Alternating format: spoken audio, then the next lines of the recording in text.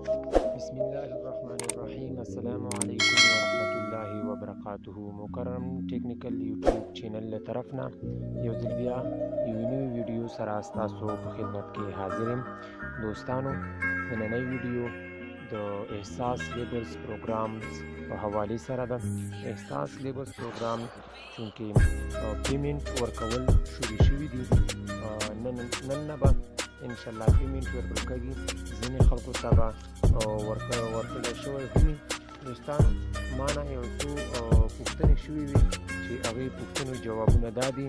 ډېر خلک وایي چې پورټل باندې زموږ خپل NIC نمبر چک کړو، په هغې کې مونږ ایښي دي، خو مونږ ته بیا SMS نه دی شوی. دوستانو، تاسو د خپل SMS انتظار وکړئ چې څو پورې تاسو ته د 8171 نه SMS نه وي شوی.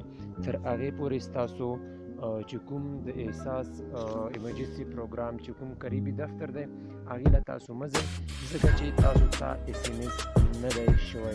دوستانو، دویم سوال دا و چې کوم د احساس لیبلز پروګرام چې کوم خلک نااهل دي هغې به څه کوي او هغې دپاره څو صورتحال دی.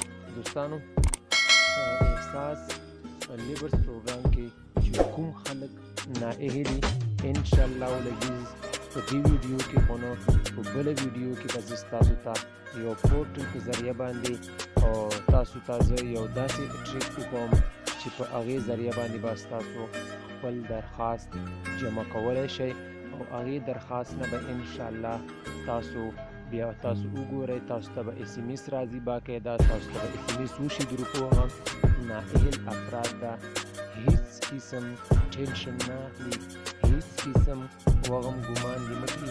انشاءالله العزیز تاسو ته به پیسې پیمنټ خامخا میلاویږي او ضرور به میلاویږي.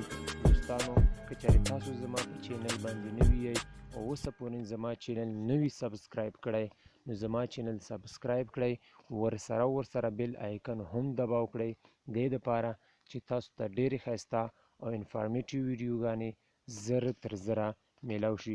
دوستانو، انشاءالله زه به د یو بلې ویډیو کې، چونکې دا ویډیو ډېره غټږي، چې زه هغه پورټل تاسو ته وښوم او هغه رجسټریشن تاسو ته وښوم او هغه بیا چې کوم تاسو به هغه پورټل ډکوئ، هغه پیجونه به ډکوئ، نو کمپلیټ انفارمیشن چې کوم به زه تاسو ته هغه پورټل وښوم هغه به کمپلیټ انفارمیشن غواړي.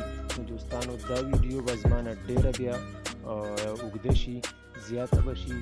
د بله ویډیو کې به انشاءالله ضرور زه تاسو ته دغه ښایم چې تاسو به څنګه کوئ، څنګه به درخواست خپل جمع کوئ. انشاءالله العزیز زه به تاسو ته په بله ویډیو کې دا ښایم. تر یو بلې نوې ویډیو پورې ما له راکړئ اجازه. ښاد، اباد او بریالي اوسئ.